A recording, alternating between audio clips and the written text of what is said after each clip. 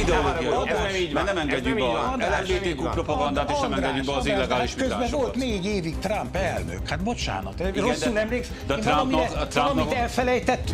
Orbán Viktor és küldöttsége Washingtonban járt, és már haza is érkezett. Nagyjából ismerjük a megállapodások eredményeit, ezekről fogunk beszélni.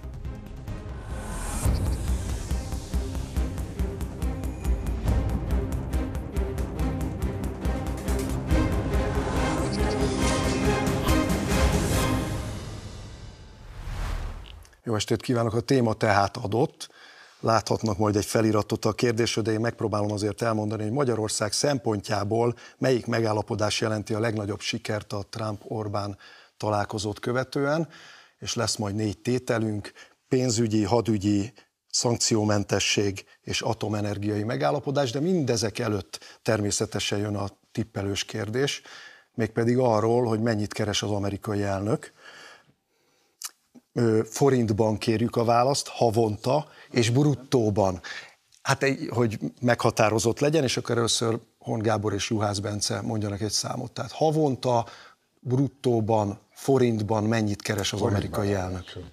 Szóval keresett $100,000, ne annyit talán nem. Gyorsan, hát ez nem atekozzunk, hanem vágjunk rá valamit. 30 millió forint.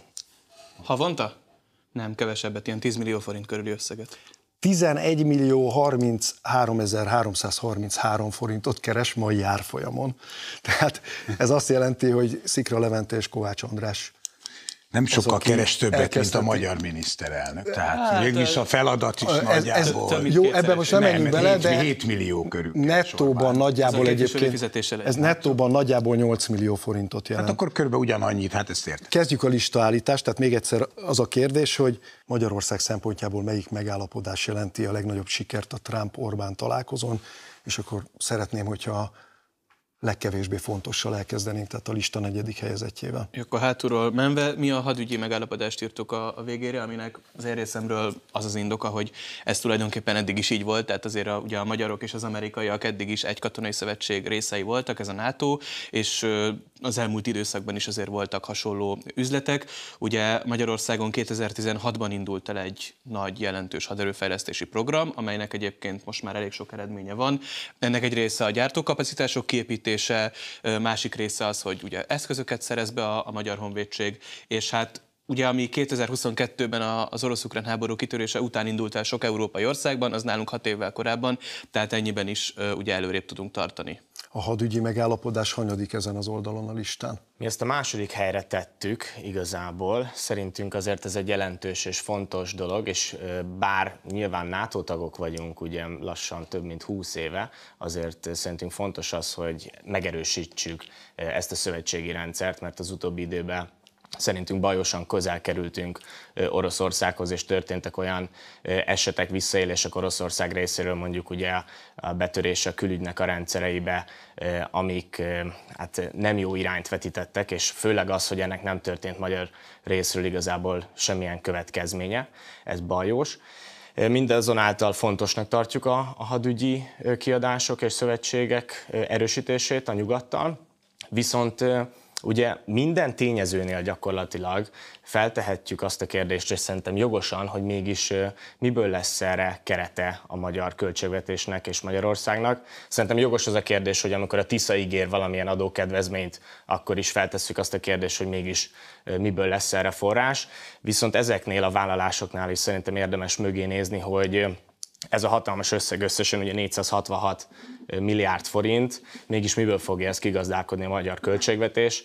Sajnálatosan mondjuk az a pénz, ami az MNB-ből ugye elveszett, az pont esetleg hiányozhatna erre is, és itt most jól jöhetne, hiszen az összegek azok nagyjából hasonlóak. Nyilván ezek az MNB pénzét, ezt nem szokták a költségvetés. Igen, ezek más zsebében vannak a magyar államnak. Kerültek itt összekötésre, de ezek más zsebében vannak a magyar államnak, de mégiscsak érzékelhető a nagyságrendje ennek az összeg. Ugye 232 milliárd forint természetesen mostani árfolyamon nagyjából az, ami itt a hadügyben most elköltésre került, csúnya kifejezéssel élve, és egy rakétarendszer az, ami újdonságot jelent. De ez mennyire fontos, vagy mennyire nem fontos? A rakétarendszerre is elhangzott ugye a nyilatkozat, hogy az nagyjából Szalai Bobrovnicki Kristóf arról beszélt, hogy ez a következő 5 évben realizálódhat. Tehát, hogy én itt a hadügyi költségek meg a kiadások esetében azért jelezném, hogy valószínűleg ez több évre elnyúló dolog, és ugye a magyar költségvetés jelenleg is már több mint a GDP 2%, hazai GDP 2%-át költi honvédelemre. Ez ugye éves szinten 450-500 milliárd forint. Tehát, hogy úgy gondolom, hogy ez a hadügyi rész ez nem fogja a költségvetést érdemben megváltoztatni se jövőre, se 2027-ben, se 2028-ban. Tehát ezt úgyis hadiiparra kellett volna költeni, így vagy többet, mert ugye 3,5% lesz a következő, amit konkrétan hadi kiadásokra kell költeni, ez ugye az új NATO szabály lesz, ami a 2%-os szabályt fogja váltani, és lesz még egy 1,5%-os, ami egy kicsit ilyen szürke zóna, hogy ami még szintén a hadiiparban is felhasználható egyéb dolgok, tehát ugye 5% lesz a végösszeg, úgyhogy ha onnan nézzük, hogy ez tulajdonképpen egy NATO kötelezettség, akkor én még kevésbé aggódnék. De akkor ez nem azt jelenti egyben, bocsánat, hogy az amerikaiak örülhetnek neki, hogy ott költjük el a pénzt? Tehát, hogy ez igazából az USA-nak jó? Hogy lesznek modern fegyvereink, szerintem ez egy kölcsönösen előnyös megállapodás. Én ezt az orosz dolgot nem értem már megint. Tehát, hogy tehát Oroszországgal mi milyen hadipari megállapodást kötöttünk, hogy mi NATO tag, hogy mi közeledünk felé, mert te arra utaltál, amit mondtál, hogy Oroszország felé valamilyen szinten közeledünk, tehát semmilyen hadipari együttműködés nem volt a két fél között az utóbbi években, tudtommal. András, a közeledés az nem csak hadipari. Hát de itt a hadiparról beszélünk, a hadügyi dolgokról beszélünk, hogy szerintünk a mi álláspontunk szerint ez a legkevésbé úgymond átütő erejű dolog a pénteki csúcstalálkozón. Csak hagyj védjem én is meg azt, hogy ez ugye szerintem egyik se olyan nagyon fontos, de ha sorrendet kell rakni, akkor ez legalább egy olyan tétel, aminek van értelme. Az, hogy az Európai Unió egységesen, egy erőteljesebb felfegyelkezve védelem jobban védje magát, mint eddig, az szerintem egy nagyon fontos közös érdek. Ebben minden számíthat. Az, hogy Orbán már 2016-ban tudta azt, hogy Oroszország meg fogja támadni ezek szerint Ukrajnát, ez egy elég sajátos értelmezés. Senki nem állította. Csak azért mondott, hogy már akkor elkezdtünk fegyverkezni. Azért, mert tudta, hogy lesz egy olyan, nem mindig szükség van arra, hogy mindig szerintem arra van mindig szükség, hogy egy országban fejleszték az egészségügyet, a szociálpolitikát, az iskolarendszer. Én ezt egy kicsit fontosabbnak tartom, mint a hadügy fejlesztését. Ráadásul a NATO szerencsére nem döntött úgy, amit ti itt készíti. Lehet, hogy ti NATO részesei vagytok a NATO-nak. Ez a döntés, hogy 5%-ra emelkedne a kötelezően, ez nem született meg ez a döntés. Trump ezt közölte, hogy ő ezt szeretné, ilyen döntés nem volt még. Bocsánat, Gábor, te azt állítod, hogy fontosabb az oktatás és az egészségügy, miközben az Európai Unió vezetője, az Európai Bizottság elnöke, az évértékelőjének a jelentős része arról szól, hogy Európa háborúban áll, és a legfontosabb a fegyverkezés. Nekem egyet kell értenem az Európai Bizottság elnökével, ezt másképp gondolom. De azért rengeteg vitában egyetértek. Hát igen, rengeteg vitában is van, amiben nem. Tehát azt gondolom, hogy ez legalább egy olyan tétel, aminek abban az értelemben, és ebben igazatok van, hogy úgyis el kell költenünk. Hozzáteszem, hogy azért ezek a tételek azt jelentik, hogy körülbelül, ha összeadjuk ezeket, olyan 6% körül lesz a magyar költségvetési hiány, a kötelező 3%-hoz képest, amit szintén az Európai Unió mondott egyébként meg. Tehát én a magam részéről, ha már kiszaladtak ezek, ugye az összes influencerrel közösen, nem tudom egyébként, hogy az én pénzemből mi a fenét keresnek a fideszes politikai influencerek egy kormánygépen, és miért nem voltak ott azok a kormányzati szereplők. Például ugye Orbán azt jelezte, hogy mennyire szeretne egy szóvivőt, ugye kölcsönkérte volna. Most egyetlen egy magyar szóvivő se volt a repülőgépen. Egyik se. Se a kormány szóvivője, se a nemzetközi szóvivő, se a Fidesz szóvivője. Ezt mondjuk értem. Viszont rajta voltak ócska hazudodásokat terjesztő influencerek tömegével a gépen, de ez egy sajátos történet. Ebben az értelemben egyébként sikeresnek gondolom az egészet, mert a Wizz gép hazaérkezésével ti is magatok is ilyen kegyencjáratnak minősítettétek itt az első, a nulladik beszélgetésben. Legkevésbé, Gábor, kérlek, ne állíts valótlan. Ez nem valótlan. Idéztük azt, hogy a baloldal szokta ezt hívni, de nem mondtuk, hogy egyetértek. Én a magam részéről nagyon egyetértek ezzel, tehát az egész, egyébként én a magam részéről sikeresnek tartom ezt a dolgot, mert mi volt a célja Orbánnak, hogy itthon elmondhassa, hogy ő a világ legfontosabb emberével együtt vacsorázhatott, hogy ebédelhetett, és ez hosszú ideig is tartott. Ez megtörtént. A megállapodások részleteiben nem nagyon sokat érnek, majd aztán odaérkezünk, elmondjuk, hogy szerintünk mi a legfontosabb, mert tényleg van egy fontos közülük. A pénzügyi megállapodásról nem tudunk semmit. De jó, okay. Ne szaladjunk végig, Gábor, kérlek. Ne szaladjunk, maradjunk ennél. Éreztem magamat, erre hagyj válaszoljak az Oroszország kapcsolatában, a geopolitikai aspektusra. Tehát azért mondtuk azt, hogy szerintünk ez most egy jó irány, hogy Amerikával ilyen módon szorosabbra fűzzük a katonai együttműködésünket, vagy ezt tovább folytatjuk gyakorlatilag, mert időközben viszont Oroszországgal kialakult egy olyan nehezen értelmezhető kapcsolat a magyar kormány, Orbán Viktor és Vladimir Putyin között, ami például abba csúcsosodik, hogyha Oroszország feltöri a külügynek a rendszerét, akkor Magyarországnak ezzel ellen a magyar kormánynak nyilvánosan nincs egy csúnya szava sem.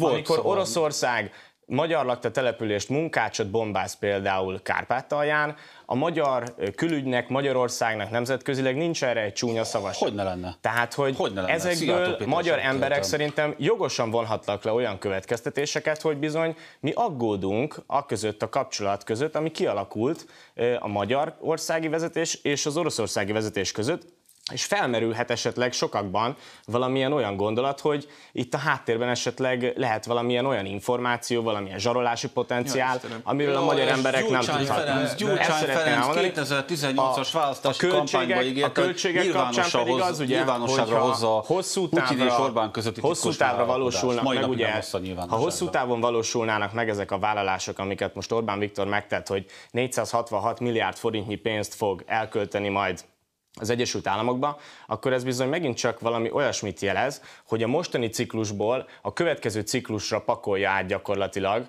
a Magyarország biztonságának és jólétének a költségeit. Láttuk ezt már egyébként, hogy 2022-es kampányban ez hogyan sikerült, amikor a kampány során nagyon komoly osztogatást hajtott végre Orbán Viktor, utána pedig a választások után ez milyen hatalmas inflációt okozott. Jó, szerintem látjuk már azt, hogy hogyan működik ez a rövidtávú gondolkozás, amikor most Orbán Viktor választást szeretne nyerni, a költségeket Bence, majd valaki fizesse ki. Úgy látom, hogy ez nem szorosan véve a hadügyhöz kapcsolódik. Én mennék tovább a következő tételre, mert különben nem lesz időn kibeszélni ezeket. Főleg én értem, hogy kell, hogy legyen általános megállapítás is a mostani látogatással kapcsolatban.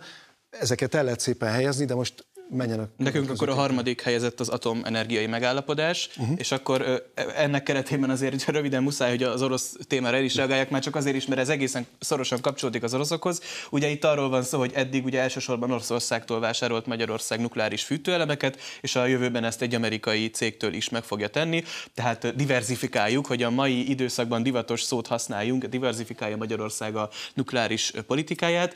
Ugye az oroszokkal való viszonyra a Bencének az aggodalmát segítek eloszlatni, hogy nyugodtan tudjon aludni, mert itt többször is használta, hogy aggódik, ezt a szót használta, én szeretném őt megnyugtatni, tehát az a viszony, amit nehezen tudott Bence leírni, az úgy hívják, hogy diplomáciai viszony. Tehát Magyarország és Oroszország között van egy diplomáciai viszony, ami legkevésbé sem barátság és legkevésbé sem szövetség. Ez pont abból is látszik, hogy egyébként olyan jó viszony soha nem volt Putyin és Orbán Viktor között, amit most láttunk a Fehérházban Donald Trump és Orbán Viktor között. Tényleg. Így van. De a Gyurcsány kormánynak nagyon jó viszonya volt Putyinnal. És úgy emlékszem, mintha Orbán Viktor legalább 5-ször fogadta volna itt Magyarországon Putyint, és mintha Orbán is többször szerepelt volna esetleg egy titkos megállapodással is.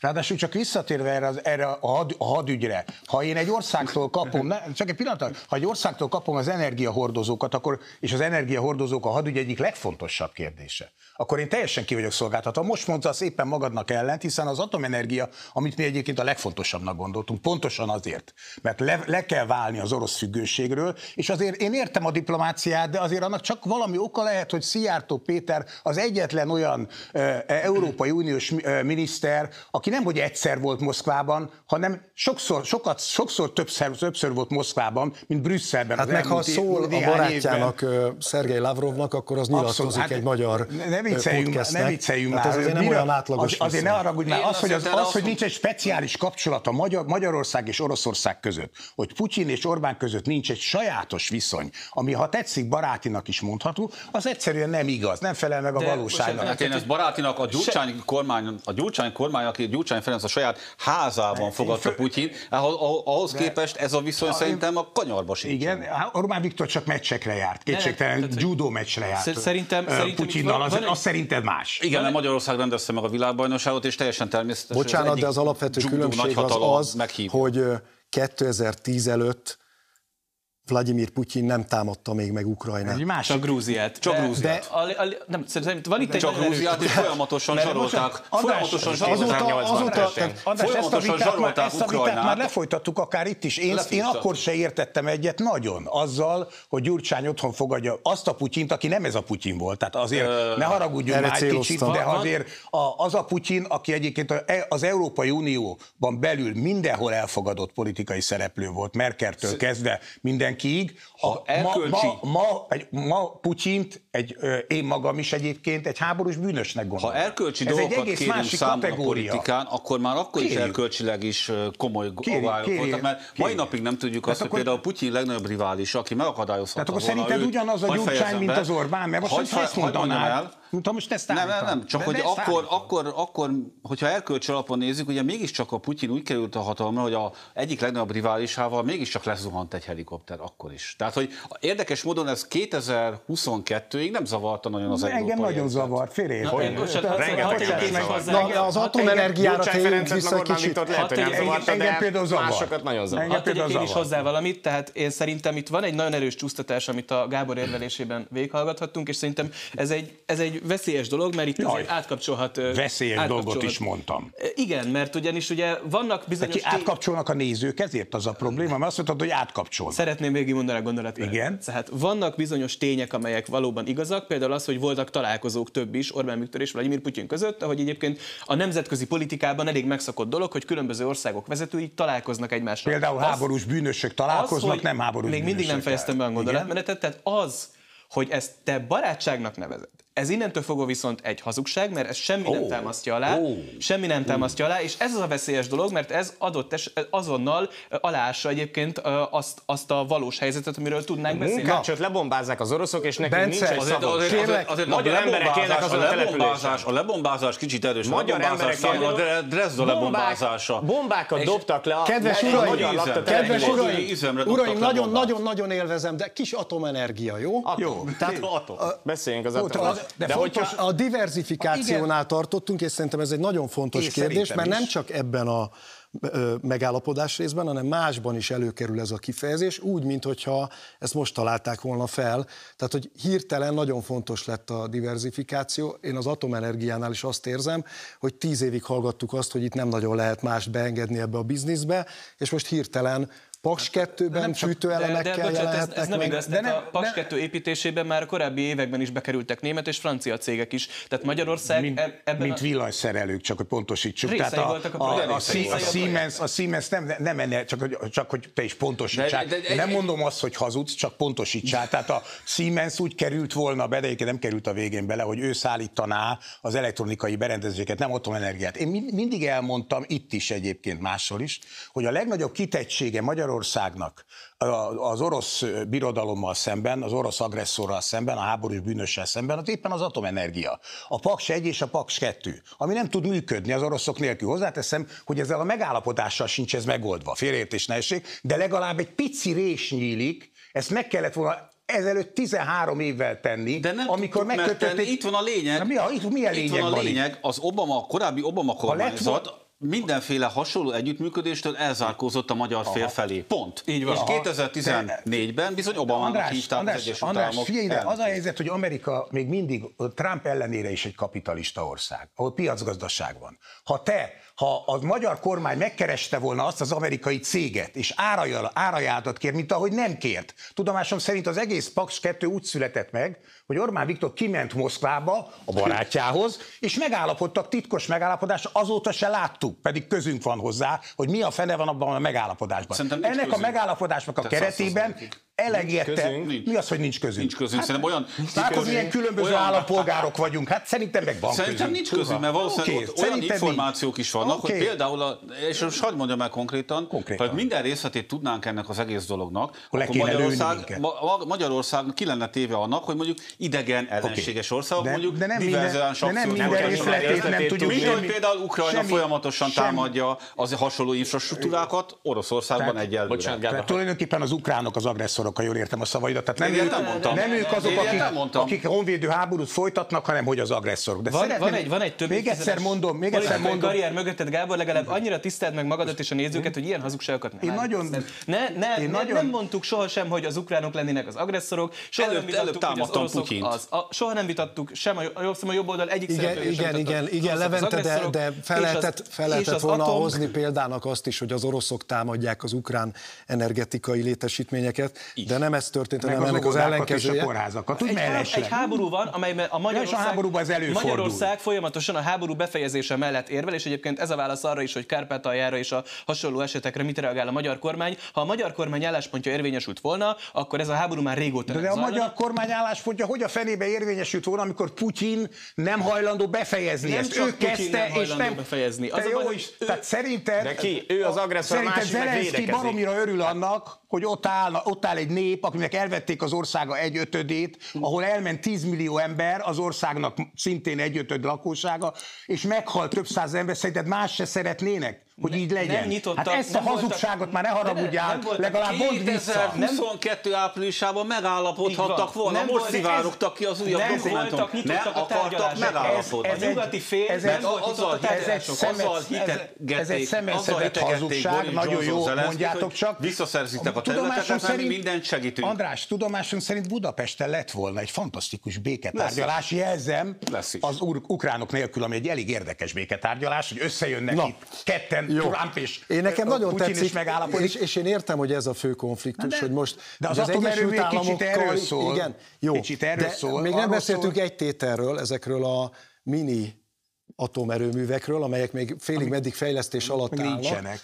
de itt azért egy 20 milliárd dollár értékű megállapodásról van szó, ami nagyon nagy összeg, tehát ez mondjuk mai árfolyamon 6600 milliárd forint, és elvileg ugye erre is igényt tart Magyarország, mármint hogy szeretné elkölteni az Igen, itt ugye szerintem arról van szó, megint csak akkor a diverzifikáció szót használjuk. Ugye az elmúlt években én a baloldaltól nagyon sokszor azt a kritikát hallottam meg, hogy diverzifikálni kell, és most hangsúlyozom, hogy nem a szembenülőket idézem feltétlenül, de sokan mondták ezt a baloldalt, diverzifikálni kell a magyar energiaellátást, tehát váljunk le az orosz energiahordozóktól, de teljesen. Tehát ugye szankció, ezt támogatták, ugye az Európai Unió hozott is ilyen szankciókat, tehát hogy ez egy ellentmondás, egy önellentmondás volt, mert ha diverzifikálunk, akkor több forrásból szerzünk be, nem egyet teljesen kizárunk, és egy másikhoz fordulunk. És ugye most pont egy valódi diverzifikációt látunk ebből a megállapodásból fakadóan, és abban nagyon örülök, hogy egyetértünk, hogy ez is egy fontos siker Magyarország számára ez az atomenergiai megállapodás,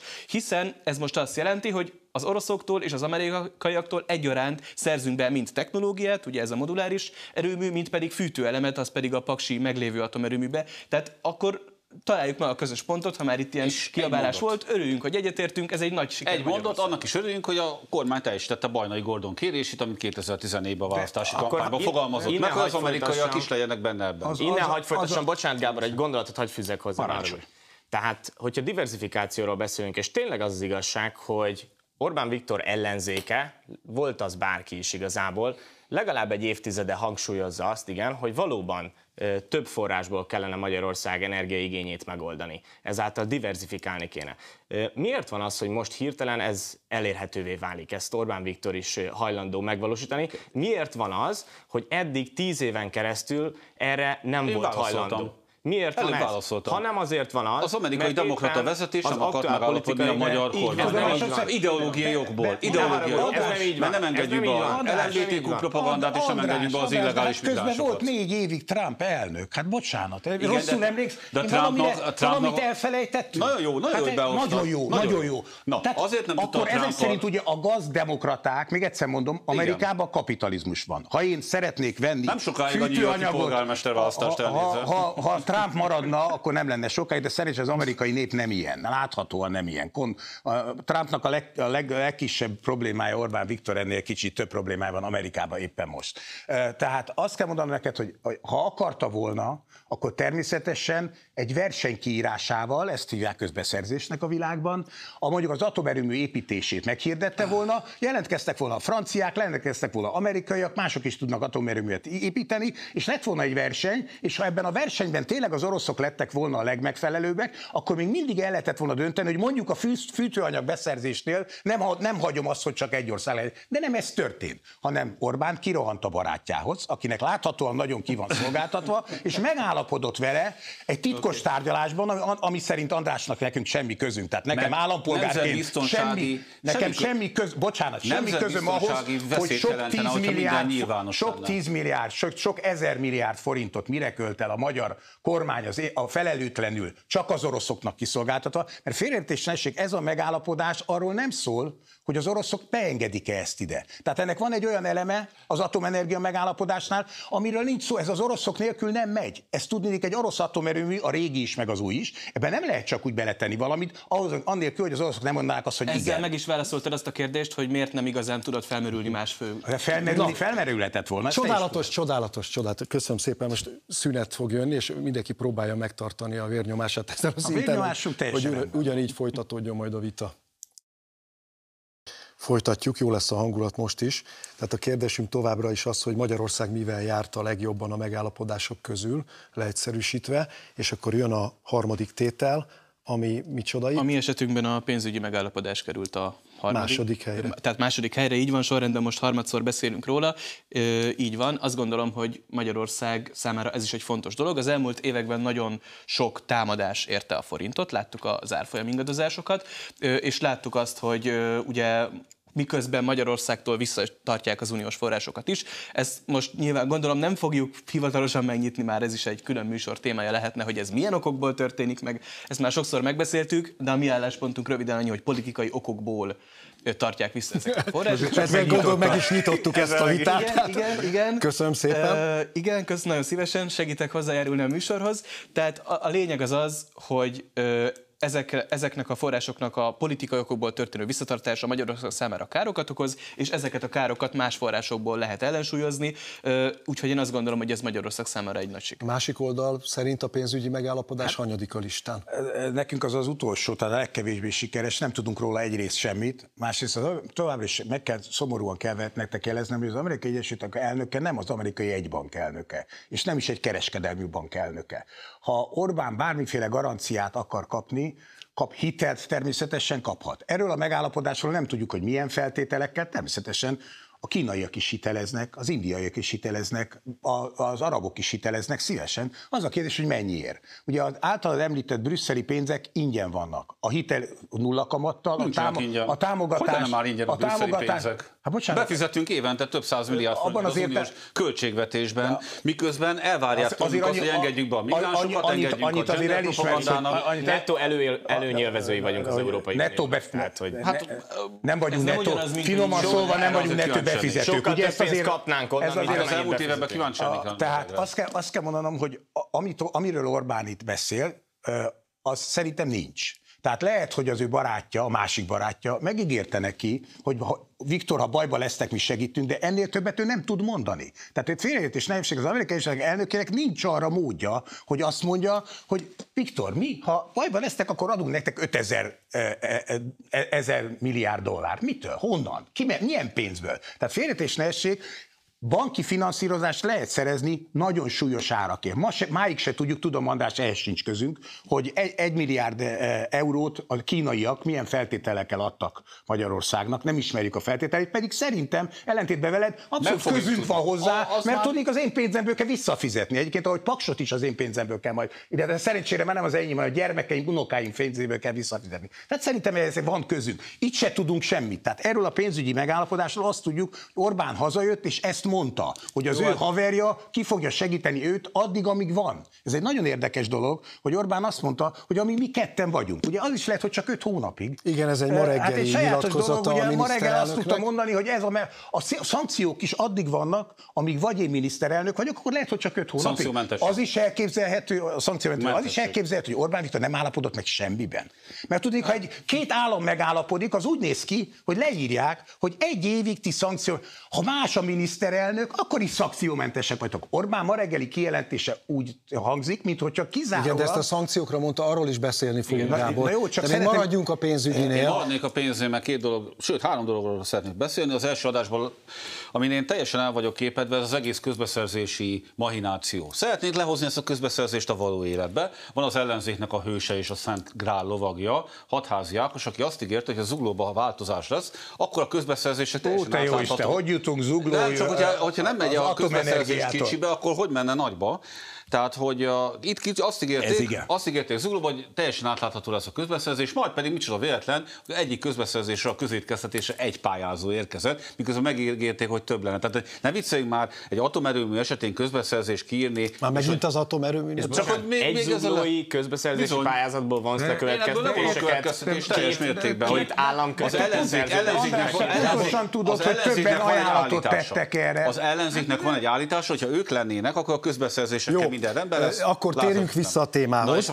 Tehát a pénzügyi megállapodáshoz. A pénzre, én úgy gondolom, hogy az egész pénzügyi dolgot minden teljesen egyértelmű, a piac egyértelműen beárasztja, a forint gyakorlatilag folyamatosan erősödik, amióta megjelent ez a hír. Arról van itt szó, emlékezzünk vissza 2013-ban, amikor a magyar kormány elkezdett tárgyalni újra az IMF-fel, végül nem lett megállapodás. Már maga a tárgyalás ténye és az a védőhálónak a lehetősége nagyon sokat segített a magyar gazdaságon, végül akkora lett a javulás, hogy nem volt erőszak. De András, akkor te azt mondod, hogy ez hasonló egy kicsit az IMF-hez hasonló. De az IMF-fel, mintha meg kellett volna szakítani a kapcsolatot. Meg is szakítottuk a kapcsolatot. De nem értem, akkor ezek szerint az IMF nem stimmel, de Trump elnök stimmel. Tehát van egy világbank, aminek az a dolga, hogy bajban lévő országoknak segítsen, azt kiutáltuk. Ellentétben van egy Trump nevű elnök, akinek nincsen ilyen pozíciója, hogy segíteni tudjon, azzal viszont Orbán addig ő van, 5 hónapig. Megállapodott. Miben?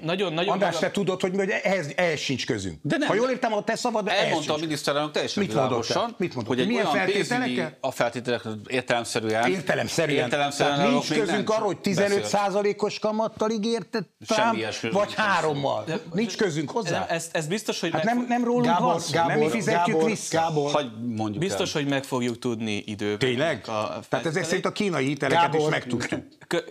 Nem csak kérdezem, Köszönjük, hogy Gábor mindenkit hagy végigbeszélni. Igen, ez nem csak kérdezni akartam én is. Hát arra itt van nekünk a műsorvezető úr. Tehát a lényeg az az, még itt vagyok, de a lényeg az, hogy valóban ennek a pénzügyi megállapodásnak minden részletét jelenleg még nem ismerjük, de szerintem az üzenete fontosabb. Az üzenete az, hogy Magyarország és az Egyesült Államok között egy jó kapcsolat áll fenn, egy valódi szövetségesi és baráti viszony, ellentétben más országokkal, amelyekkel nem feltétlenül áll fenn ilyen viszony, és Magyarország és az amerikai jobboldal között is egy jó viszony áll fenn, és ezek fontos tényezők, fontos körülmények. Magyarországnak a stabilitását ezért ez elő fogja segíteni. Ugye itt a szerkesztők által feltett kérdés is arról szól, hogy melyik megállapodás a legsikeresebb. Tehát, hogy szerintem nehéz azt tagadni, hogy összességében ez egy nagyon sikeres megállapodás csomag Magyarország számára. Itt rangsoroljuk, hogy melyik a legjobb, melyik a nem annyira jó, mint a másik. Itt ez az oldal, mint hogyha annyira nem lenne mindennel elégedett. Az is elismert sok sikert, és ennek örülök, más nem ismernek el, különben unalmas lenne a műsor, tehát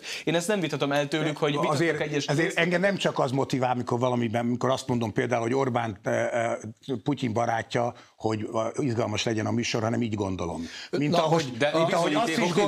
azt is gondolom, hogy egy pénzügyi megállapodásról, ha nem tudunk semmit, akkor az nincs. Tehát szeretnék valamit közbevetni itt, ami remélem, hogy erről is érdemes beszélni.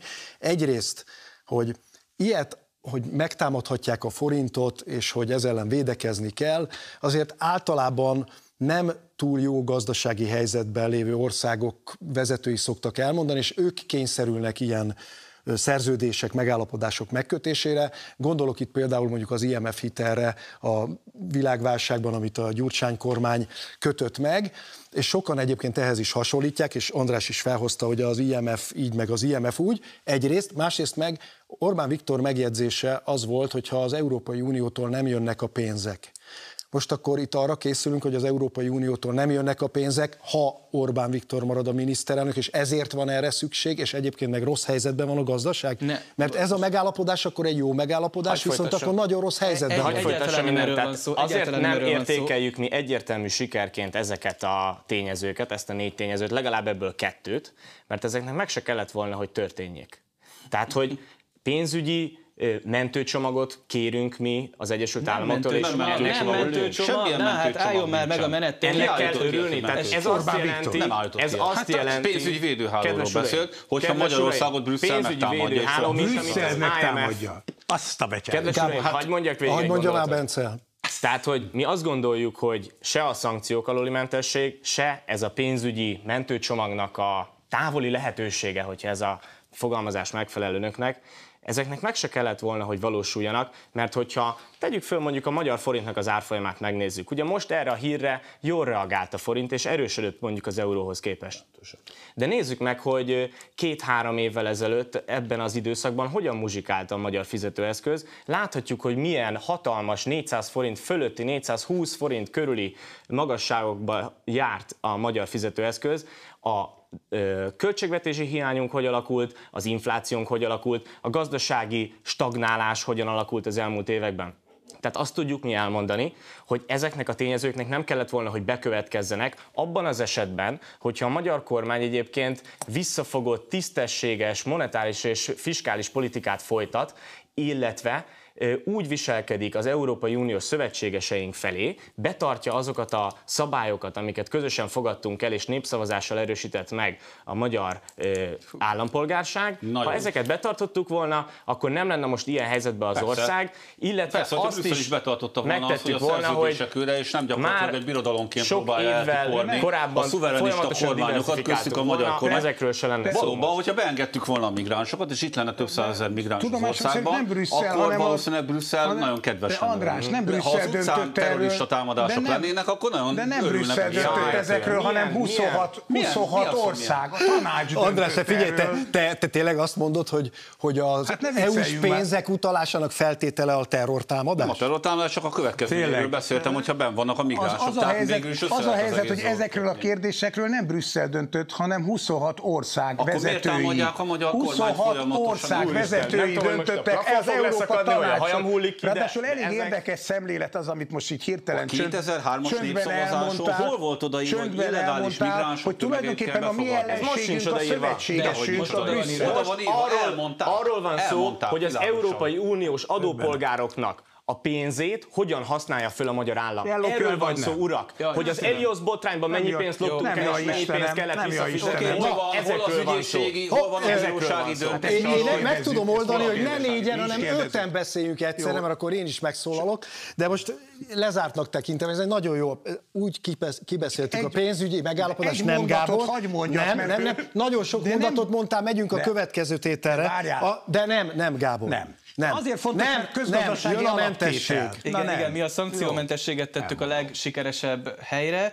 Ugye ez az a megállapodási elem, amely minden magyar ember pénztárcája számára egy nagyon fontos előrelépést fog jelenteni, hiszen ugye azt láthatjuk, hogy a Magyarország ugye Oroszországból beszerez nagyon sok energiahordozót, azt is tudjuk, hogy ez egy fizikai kérdés, és nem pedig egy döntéskérdése, tehát Magyarország... Azt hallottuk, hogy azért döntéskérdése is az előbbiekben. Egy részében döntéskérdése. Mégiscsak veszünk 600 millióért ellenzőt. Kicsi döntéskérdése, kicsi döntés. Szeretném elmondani a gondolatmenetet. Nagyon tehát örülünk. Valóban Magyarország beszerez máshonnan is, és beszerez Oroszországból is. Ezt hívják ugye diversifikációnak, hogy visszatérjünk a kedvenc 10 éve mondta ezt az ellenzék, igen, nem, az ellenzék azt mondja, hogy Oroszországtól semmit sem. Ez most nagyon felkapott szó lett ez a diversifikáció. Hogy Magyarországon ugye ezzel tudjuk fenntartani az alacsony rezsiárakat, és ezzel tudjuk fenntartani azt, hogy minden egyes magyar háztartás az átlagfogyasztásig ugye alacsony rezsit tud fizetni, tehát a magyarországi megélhetést nagyon nagy mértékben befolyásoló tényezőről beszélünk, és ezért azt gondolom, hogy ez egy nagy siker Magyarország. A másik oldal ezt a tételt a harmadik helyre tette, nem az elsőre. Igen. Úgyhogy ez azt jelenti, hogy itt kevésbé tartják fontos. Igen, ugye egyszerűen arról van szó, hogy egyrészt ezek a szankciók 2026 végéig mindenképpen, szankciómentesség mindenképpen él. Tehát Brüsszel ezt a mentességet megadta Magyarországnak, ez a fránya Brüsszel, egyébként nem Brüsszel, hanem az Európa Tanács, de ez most mindegy ebből a szempontból. Tehát az nem Brüsszel az Európai Tanács, az a miniszterelnök. Csak azért mondom, az előbb azt állítottad, hogy a Brüsszel. Orbán Viktor sikerült köszönhetően. Fantasztikus Orbán Viktor, csak mondom, hogy ez, tehát amiről most beszélünk, az van. Ha a ma reggeli mondatát komolyan veszem Orbánnak, aki azt mondta, hogy ez addig van, amíg ő miniszterelnök, akkor tulajdonképpen ez rövidebb ideig... elnök. És Trump elnök, de tulajdonképpen ez rövidebb ideig is lehet, hiszen az is lehet, hogy Orbán Viktor április 13-án már nem miniszterelnök. Akkor a szankciókkal akkor mi lesz? Csak azért, mert értem, tehát én azt gondolom, hogy itt arról van szó, hogy a Orbán elért valamit, ami van, és egyébként meg nem ért el semmit. De ráadásul nem ért el semmit, mert novemberben már 1000 forint lett volna a benzin, hogy lett volna, hallgass meg erről Hernádi Zsoltot, Orbánnal együtt utazott a repülőgépen, aki azt mondta, hogy 30-40 forinttal emelkednek az ára. Hát ezt mondta, én egy kicsit Hernádinak jobban hiszek, mint neked, mert te nem utaztál együtt Orbánnal. De egyébként, bocsánat, Hernádi Zsoltot elég régóta ismerem. Már megkezdte egyébként azt a leválási folyamatot, ezt megkezdték az előkészíteni. Itt, ami hiányzott eddig, az a politikai akarat volt. Tehát például az a fajta akarat, Magyarország részéről, hogy Magyarország hét vezetéket, ne vicceljetek már. Országgal kötöttük össze a Magyarországot, Horvátország irányába például nem kellett volna. Kérem szépen, ne beszéljünk egyszerre 3-4-en. Tehát tulajdonképpen a politika, elképesztő, ez a horvátok is politikai alapon, hogy tényleg ezek a horvátok összeesnek. Nem igaz, hogy Horvátország megemelte pofátlan mértékben Horvátország nem emelte meg. Nem emelte. Háromszorosára emelte meg. Hernádi Zsolt szóba került, ő jelentette be, hogy volt egy teszt a horvát vezetéken, hogy le tudja ezt fedni a magyar ellátás szomorúan kell nektek jeleznem, hogy Horvátországban is kapitalizmus van. Ennek következtében azok, akik ezt a csövet tulajdonolják és üzemeltetik, azok bizony, ha nagyobb igény van rá, akkor többért adják. Ez így természetes. Az a kérdés, de mellébeszélés van. Horvátországban ezt azért csinálják, beszéljünk a nézők értsék meg. Horvátok azért csinálják ezt, hogy a magyar államra nyomás a móra és a magyar államra nyomást gyakorolnak, hogy az inát tudják alacsony, nyomott áron visszavásárolni. Erről szól az egész történet. Az a helyzet, hogy egy pillanatra csak arra, ha már itt tartunk a szankcióknál, arra az állításra, hogy a diversifikáció azt jelenti, hogy az oroszoktól mindenképpen kell vásárolnunk, ez egyszerűen nem igaz. Azt gondolom, hogy igenis helyén való volt az a döntés, amit egyébként Trump maga is így gondol, hogy az orosz agresszortól nem vásárolunk olajat. Nem támogatjuk az orosz agresszort azzal, hogy tőle vásárolunk, és ezért lehetővé tesszük azt, ez is hogy mondta, hogy a nyugat-európai országok növelik folyamatosan az orosz LNG vásárlását. Most derül ki. Trump világosan megmondta, hogy Magyarország nem nagyon tud mit csinálni, mert a saját szövetségeseink árulnak el minket. Mintha most Trump egy engedményt adna, mert ő maga is azt gondolja, hogy szankciókat kell az oroszokkal szemben. Tehát nem azt kell csinálni, hogy te mondasz, hogy vásároljunk mástól is, hanem nem kell az oroszoktól vásárolni. Trump is ezt gondolja, az Európai Unió 26 országa is ezt gondolja. Csak nem ezt érdekes módon a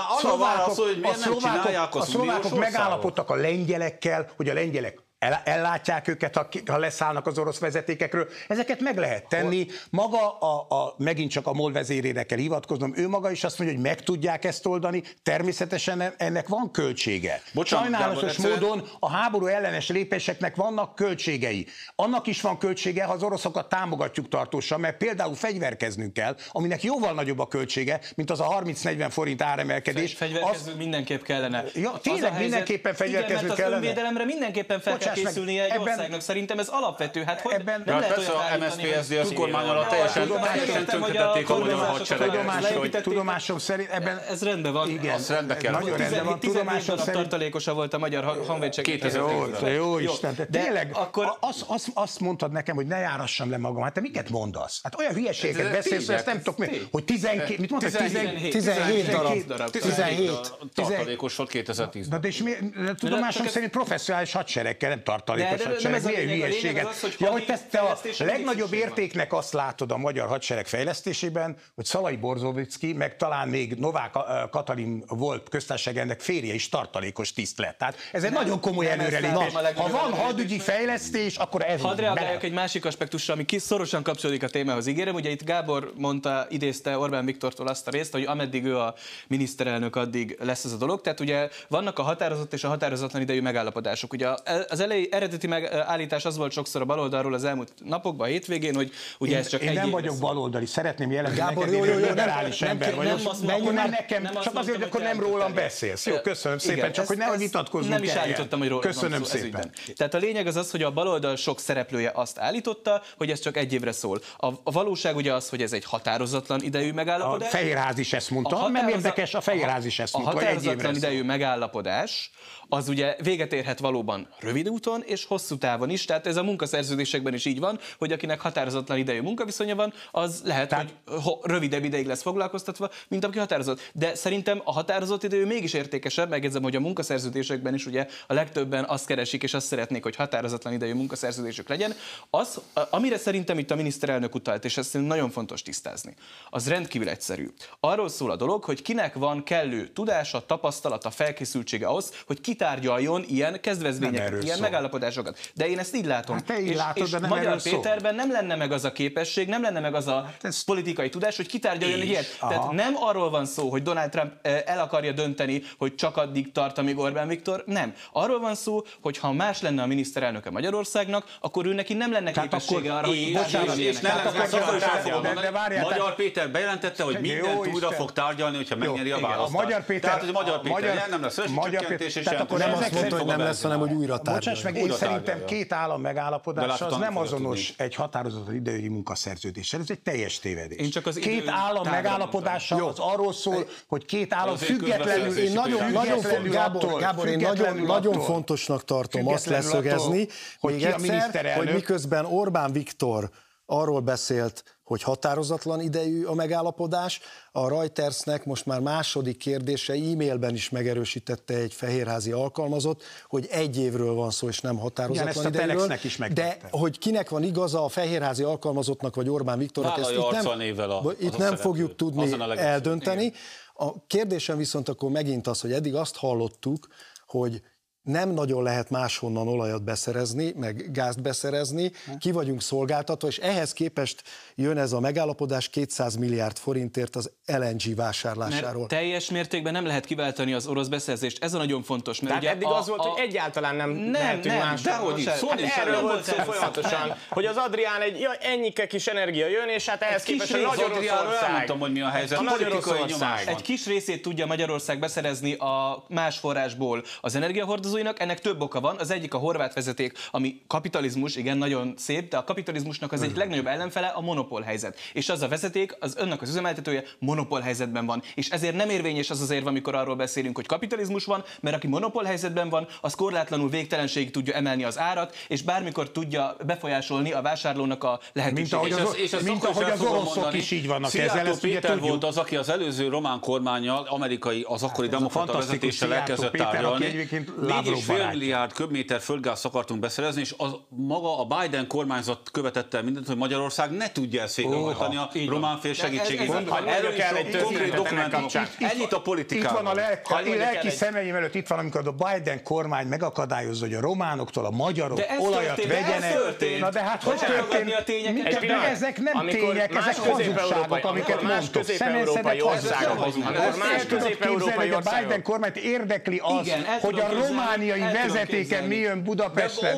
Obamát az érdekli, hogy mutassák meg a magyar kormányt, és leül magyar soros szervezetekkel. Bocsánatot kérek. Gábor, nézd oda, lejárt az idő. Tehát ugyanúgy, ahogy a Biden kormány ezek szerint lemondott a pénzről, mert nem szereti az Orbán kormányt, ugyanúgy lemondok a műsoridő további részéről, ami egyébként nincs, mert elfogyott, és akkor jövő héten ugyanilyenkor találkozunk, meg pénteken a Csav.2-vel viszontlátásra.